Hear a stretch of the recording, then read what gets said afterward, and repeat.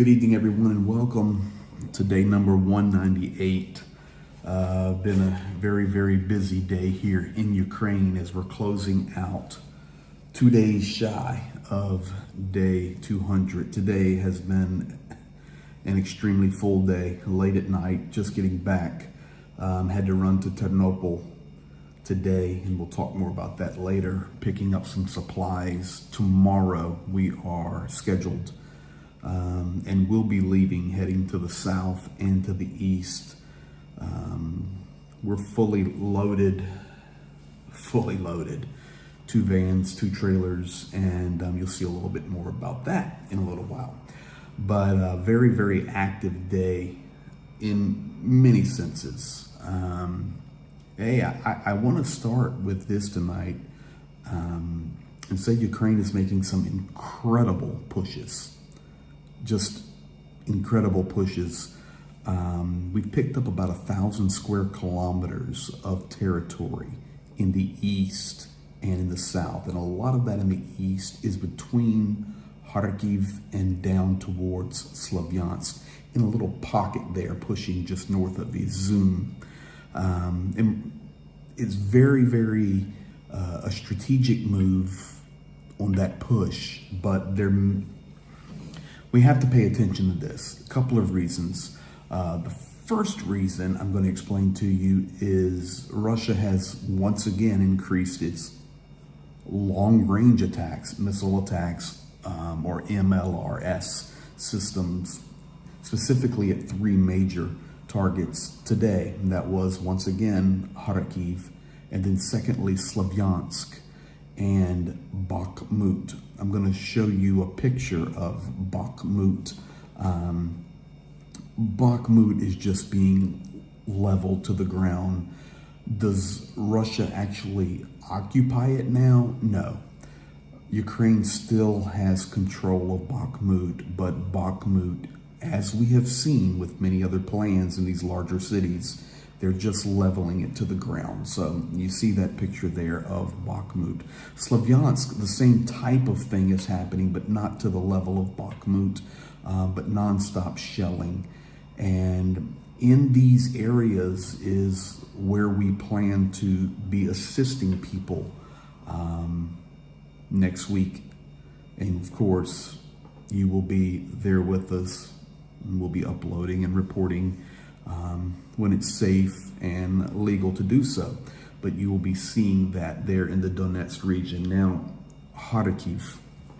You guys remember a few days ago we were in Kharkiv, and I want to show you where we were staying. Here on the map, you see at the very, very north side of Kharkiv, that's where we were staying. That was the region we were in. And I hate to say it, but today that that exact region was struck very, very hard. What was it? A kindergarten was hit. I've got the notes here right from the general's staff. And I don't even need a general staff anymore. I mean, I do, I read it, but I'm here. This is direct from Kraken, who we work with there in Kharkiv. A kindergarten was hit, a school was hit, a children's art center was hit, a sports facility was hit, and multiple residential buildings. There were children killed today in Kharkiv. Now, this is bad that Ukraine is being hit very hard with these long-range missiles, but it's very good because they're taking back ground. I was very fortunate to be able to communicate with a special forces soldier. He's back from the front and very good friends with Zhenya. And I'm just going to be honest with you, he's basically Rambo. I am not allowed to show his picture, of course. I'm not allowed to show any video. There is no greeting, but I am permitted to share with you tonight what our discussion was about. And this guy, I'm telling you, I wouldn't want to mess with him, and I'm glad he's my friend now. And here's what he said. He said, yes, we are doing, I've got it actually written down what he said. He said, yes, we are doing amazing things in the occupied territories, and we are even doing amazing things outside the occupied territories in other places like Belgorod, which is a city in Russia where a lot of the strikes come from up north of Kharkiv. He shared with me that we can confirm, we've wondered it many times. Okay, who's hitting Crimea? Did a missile strike that? Remember a month ago we're talking about this? Ooh, were they able to, did HIMARS hit it? And we didn't know. So much activity and things happening there. Also, there would be explosions in places like Belgorod, and we were wondering, okay, who's actually doing that? And I can remember many times sharing with you guys, I really don't care who's doing it, as long as it's being done, it's good. But I can confirm with you now, and I'm good to do so, that these boys, these Ukrainian special forces, are everywhere. We'll leave it at that. And they're doing a phenomenal job. A phenomenal job. They're doing a lot of work behind the lines in very, very dangerous places. Now, the second thing that we talked about and I'm able to share is he said, yes, Ukraine right now over the last 3 or 4 days is making great pushes. He said, but we must be careful. We have about a 4-week window. This is straight from him. A 4-week window to really hammer hard. Why? 2 reasons. Winter's coming.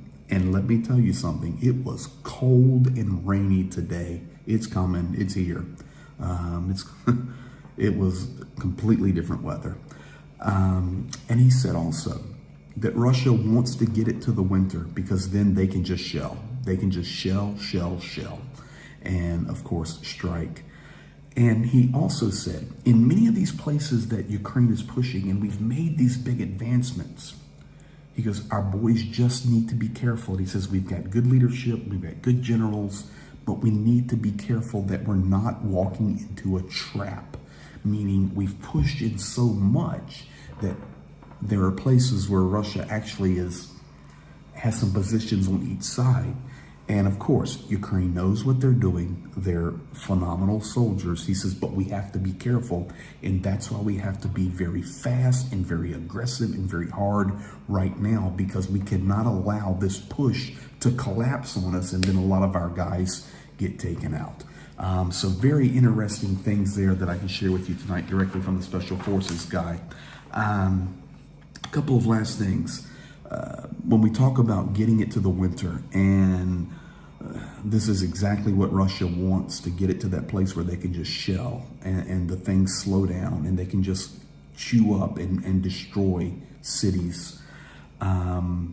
Many people wonder, and we've said it here, that basically their supply is limitless. And of course, nothing is limitless, but it came out today in Ukraine that Russia has at least a 3-year supply of shelling munitions and S-300 missiles, not Iskanders, but S-300s, that many times are ground to air, but now they're using them for ground to ground.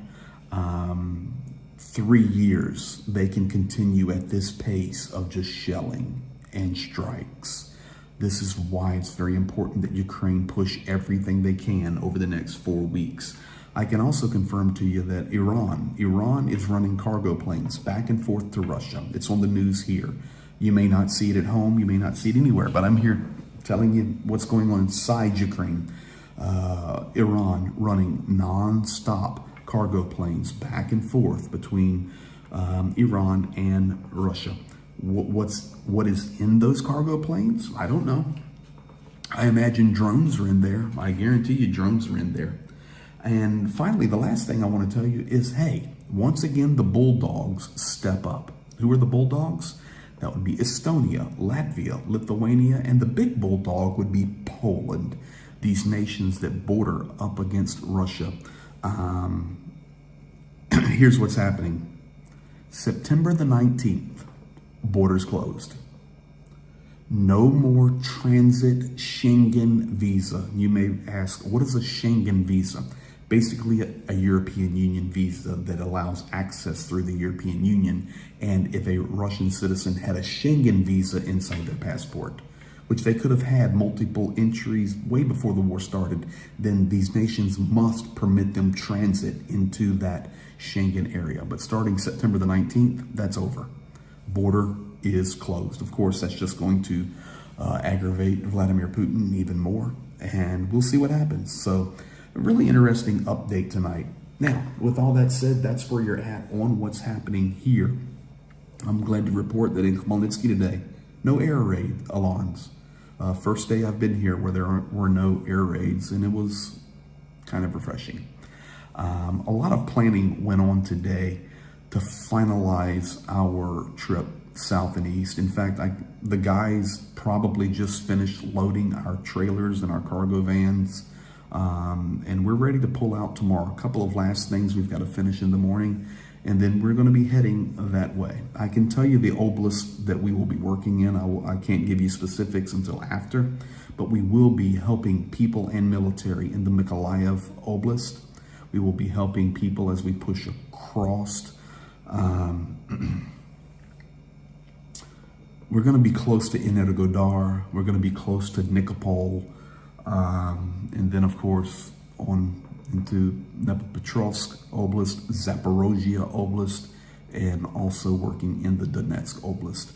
This is going to be a long and hard run, probably a 7-day turn, and this one's going to be quite difficult.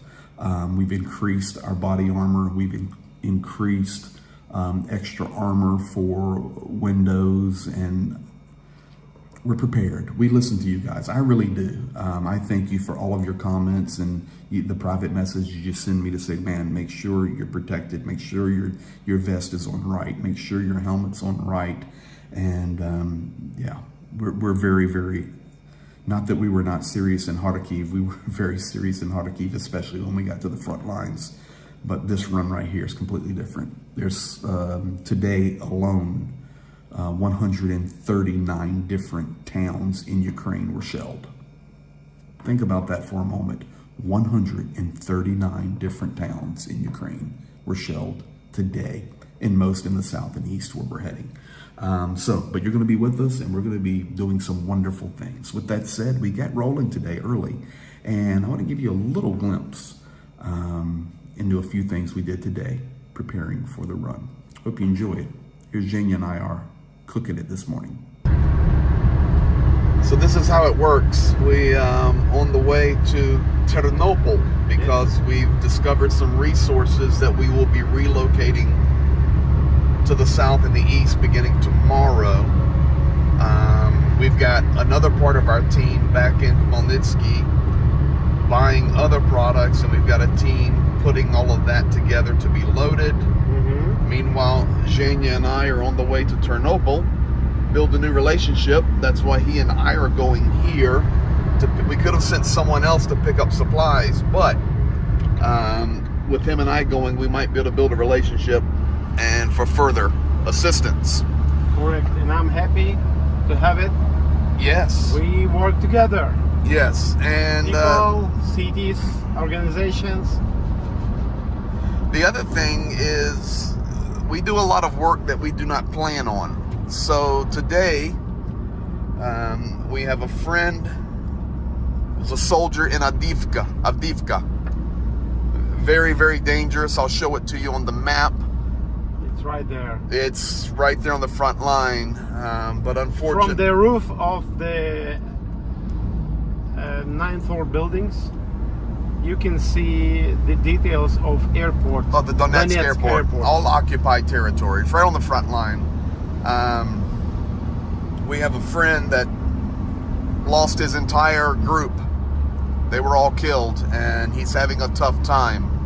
So we had to help him. So if you really want to see what war is like, that's what we're here showing you. We're not giving you every detail of every battle and like I normally do with maps and charts and who said what, but we're actually showing you what it's like inside Ukraine. So check out this moment where we were able to help our buddy who's really struggling with some PTSD. Yes. So here, Junior is consoling our friend, and I just remind you, he was the only survivor out of his entire group. They were all killed on the front lines there in Avdiivka. We sat with him for quite a while. After that, we knew that he needed other help. So we paused our day. We paused going to get supplies. We paused administrating finances. We paused everything, and he became our focus. All right, here we are in Ternopil, Ukraine. Yes. And we made a quick run over here because we found a new partner here. And this partner you're going to know in America. We're getting ready to load this trailer up. Youth with a Mission here. Yeah, Youth with a Mission. The Yeah. big blessing. Big blessing. So we're going to get loaded up here. And this just shows you how organizations are working together. Hey, while the Red Cross is sitting there picking their nose. Yeah, in the nice. In the nice vehicles Off-road. going nowhere. Yeah. Yeah, it's really this size organizations that are making it happen. So, thank you guys. Yes. What's that?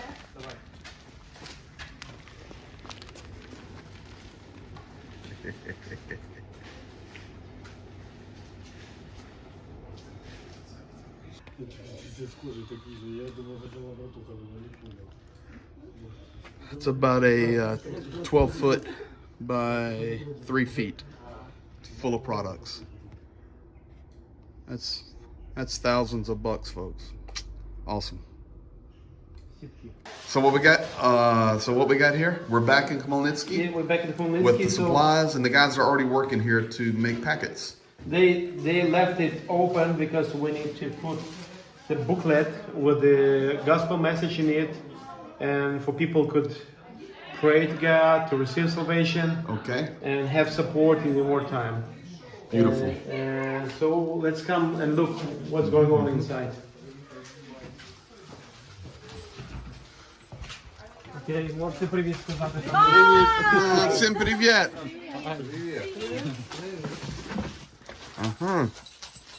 Это Гриша. Hello.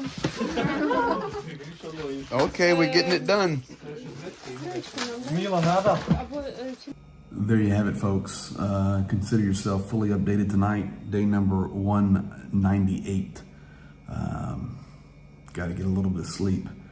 And then we will be finishing up a few things in the early morning and then heading south. Update tomorrow night will not be coming from Khmelnytsky. It will be coming from wherever we can get to. We're hoping to get at least as far as Uman on our way down south, or we may make it even further, but it's going to be difficult. Roads will get bad quick. It's cooler, it's raining, and 2 vans and 2 big trailers, so this will be a slow roll. But thank you for being here, and we appreciate all that you do. Peace to you, peace to Ukraine. We'll see you tomorrow night from somewhere south of here.